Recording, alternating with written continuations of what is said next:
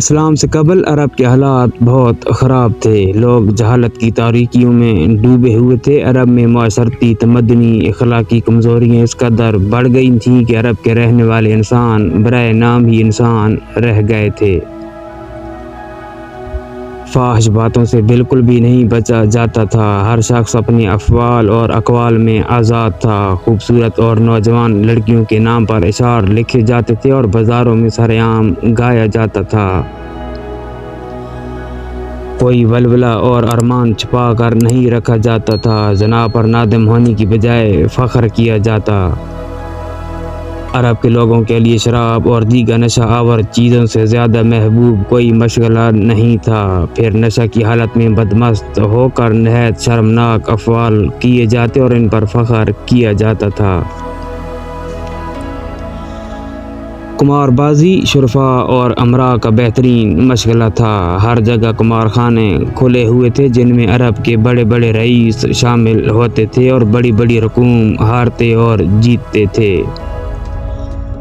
سود خوری نہایت ہی معزز پیشہ سمجھا جاتا تھا۔ نہایت ہی بے دردی سے ضرورت مندوں کی مجبوریوں کا فائدہ اٹھا کر ان کو لوٹا جاتا۔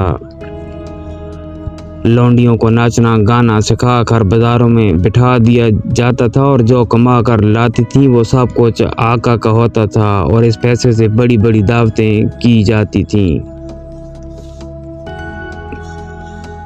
جدال و قتال، دو قبیلوں کے درمیان اگر کوئی جنگ چھڑ جاتی تھی تو 25 اور 30 سال تک جاری رہتی تھی۔